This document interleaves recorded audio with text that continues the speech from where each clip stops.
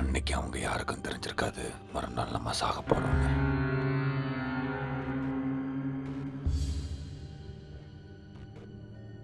இந்த சம்பவம் ரஷ்ய நாட்டையே உலுக்குச்சு.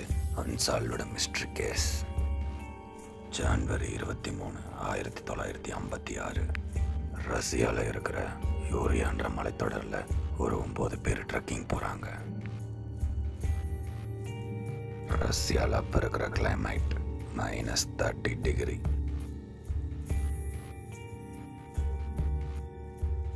8 நாளாக தொடர்ந்து இந்த பயணம் கடைசியில் அவங்களுக்கே வினையாக வந்து முடியும்னு அவங்க எதிர்பார்க்கல. எப்பயும் போல நார்மலாக இருக்கிற மாதிரி அந்த இரவு அவங்களுக்கு தெரிஞ்சிச்சு.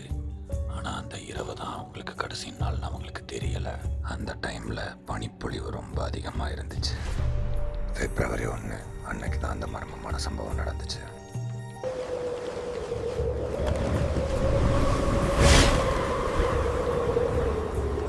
ட்ரக்கிங் போகிறவங்க திரும்பி வரலன்னு எல்லாத்துக்கும் தெரிஞ்சதுக்கப்புறம் எல்லாரும் தேடுதல் பணியில் ஈடுபட்டாங்க.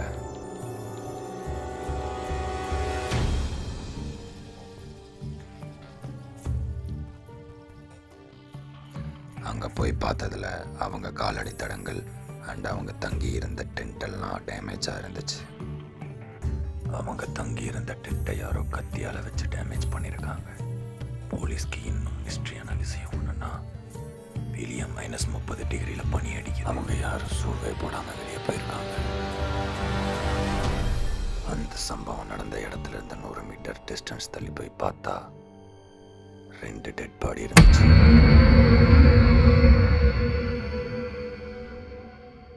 அது போக மீதமுள்ள பாடிகள் எல்லாம் இன்னும் கொஞ்சம் நேரத்தில் அவங்க கைக்கு கிடைக்க ஆரம்பிச்சிச்சு. இதில் மிஸ்ட்ரியான விஷயம் என்னன்னா அவங்க விலா எலும்பு, அது போக அவங்க மண்டையை உடைச்சிருக்காங்க.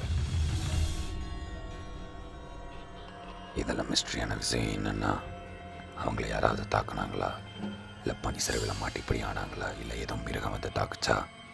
ஷூ போடாமல் வெளியே போகிற அளவுக்கு அப்படி என்னதான் ஆச்சுன்னு இன்னி வரைக்கும் மிஸ்ட்ரியாகவே இருக்குது. உங்களோட கருத்தை கமெண்ட் பண்ணுங்கள். அண்ட் அது போக முடிஞ்சால் சப்ஸ்கிரைப் பண்ணிக்கோங்க. இது என்னோடய first video, first YouTube channel.